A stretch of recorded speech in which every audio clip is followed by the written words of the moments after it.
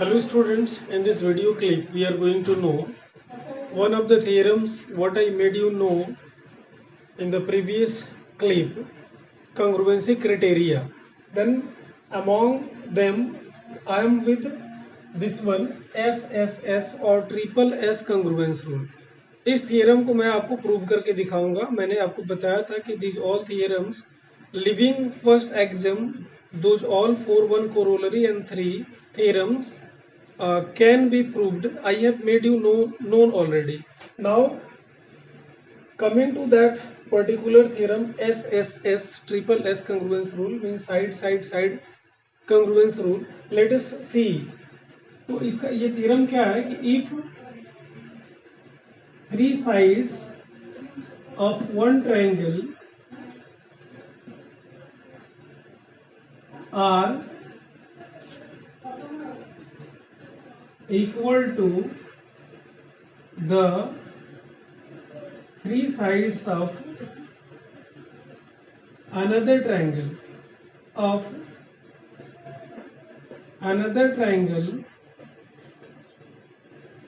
then both of them are congruent. दोनों एक दूसरे के कंग्रुएंट होंगे. अगर ये बात होती है मतलब एक ट्रायंगल के तीनों साइड्स दूसरे ट्रायंगल के तीनों साइड्स के इक्वल है तो दोनों के दोनों कंग्रुएंट होंगे. इस बात को देखना है. तो पहले आप फिगर देखिए क्या है.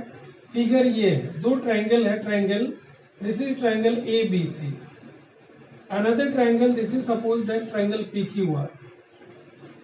ये दोनों ट्रायंगल के साइड्स इक्वल है PQR. गिवन क्या है कि AB is equal to PQ, BC is equal to QR and AC is equal to PR. हमें इसे प्रूव करना है कि both of the triangles are congruent. थोड़ा सा समय लगेगा और थोड़ा सा ध्यान भी लगेगा. A little bit time is required, a little bit attention is required over the explanation. You can understand it 100%. And after that every question from this particular chapter will become easy for you. So heed upon here means you pay attention over here. तो आइए देखिए given दोनों के given fact क्या है, क्योंकि आपको prove करने के लिए सबसे पहले गिवन क्या है वो दिया जाता है. तो इन ट्रायंगल ये दिया है कि इन triangle ABC and triangle PQR दोनों ट्रायंगल में एक चीज दिया हुआ है इनके साइड्स के बारे में कि AB is equal to PQ, BC is equal to QR and that AC is equal to PR given. ये साइड्स दिया हुआ. टू प्रूव क्या करना है.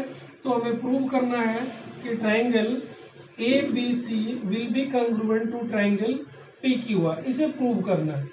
तो कैसे प्रूव करेंगे. सबसे पहले हम लोग एक कंस्ट्रक्शन इसमें लेते हैं, क्योंकि information given in this particular theorem, information given to prove it is not sufficient. This is why we are finding some constructions. We are going to do some constructions so that some more information can be obtained. तो क्या construction क्या करेंगे. तो angle B के बराबर हम यहाँ एक एंगल बनाते हुए एक लाइन ड्रॉ करेंगे. उसी तरह से एंगल C के बराबर एक एंगल ड्रॉ करते R से एक हम लाइन ड्रॉ करेंगे जो जा करके इसको मान लीजिए S पर काट रहा है. मतलब हम R से we have drawn from point R in such a way that angle C is equal to angle R and angle B is equal to angle Q. मतलब Q जो RQS है. तो कंस्ट्रक्शन में ये लिखा गया कि drawn an angle, which one, angle SQR is equal to angle B and angle SRQ which is equal to angle C. ऐसे ड्रॉ किया गया. एंड ये दोनों कहाँ मिलते हैं. एंड QS एंड RS, ये जो QS एंड RS है, QS and RS meet at S, दोनों जाकर के S पे मिल जाते हैं. अब हम इस ट्रायंगल में आएंगे, प्रूफ में आएंगे. अब प्रूफ क्या है. In triangle ABC and SQR, in triangle ABC and triangle S Q R, इन दोनों ट्राइंगल में आएंगे ए बी सी और एस क्यू आर में। तो ए बी सी का एंगल ए बी सी मतलब बी, जिसको हम लोगों ने लिखा है बी, इज इक्वल टू इसका एस क्यू आर। तो S Q R can be written S Q R, ये कंस्ट्रक्शन से मिला है तो यहाँ कंस्ट्रक्शन लिख देंगे फ्रॉम कंस्ट्रक्शन। उसके बाद B C is equal to Q R, B C is equal to Q R, this is given already तो इसको गिवन में लिख देंगे। और फिर तीसरा एंगल जो ये है, मतलब पहला एंगल ये हो गया, दूसरा साइड हो गया, तीसरा ये angle A C B, angle A C B is equal to angle ये S R Q, angle S R Q, this is also from construction, from construction, ये कंस्ट्रक्शन से आया। Then triangle A B C is congruent to triangle S Q R, ये दोनों का दोनों congruent हो गए किस आधार पे, तो बाई आप देख सकते हैं यहाँ ये ए एंगल, ये साइड और फिर ये एंगल, मतलब एंगल साइड एंगल से कंग्रुएंट हो गए, तो बाई ए एस ए आप इसको लिख सकते हैं, by A S A we have made both of them are congruent. अब जब ये कंग्रुएंट हो गए तो हम इस क्या कर सकते हैं, तो हम लिख सकते हैं कि A C is equal to S R लिख सकते हैं, लिख सकते हैं कि angle A is equal to, पहले एंगल ए को लिखेंगे, angle A is equal to angle S, angle A is equal to S हो जाएगा किस आधार पे, तो सी ए सी टी के आधार पे, corresponding angles of congruent triangles. मैंने ये शॉर्ट फॉर्म है, जब दो ट्राइंगल कंग्रुएंट हो जाते हैं तो उनके पार्ट्स सेम हो जाते हैं, इक्वल हो जाते हैं, तो उनको हम लोग दो भाग में बांटते हैं, C S C T corresponding sides of congruent triangles, C A C T corresponding angles of congruent triangles, और कंबाइनिंग हम लोग सी पी सी टी भी कहते हैं, corresponding parts of congruent triangle, तो सी ए सी टी के आधार पे।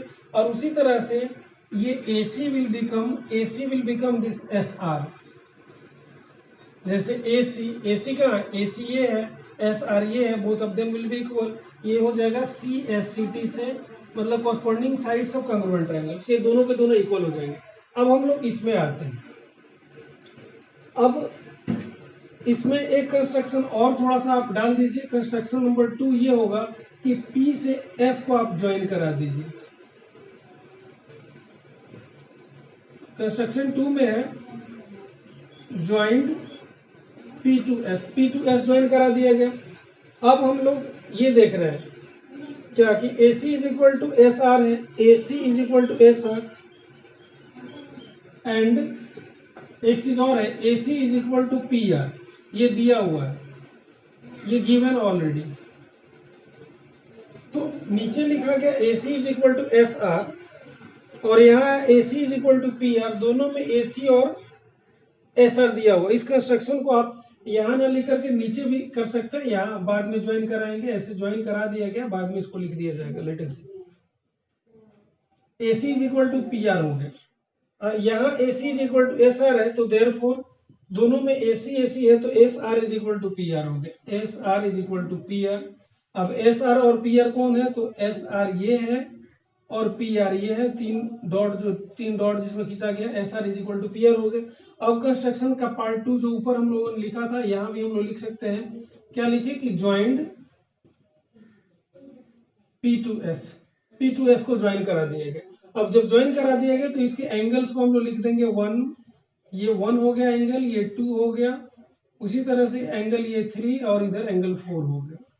अब जब ज्वाइन PS हो गया तो इन ट्राइंगल इसमें आएंगे PRS में, इस ट्राइंगल में अभी हम लोगों को मिला ये SR is equal to PR, found अभी मिला है, जस्ट फाउंड।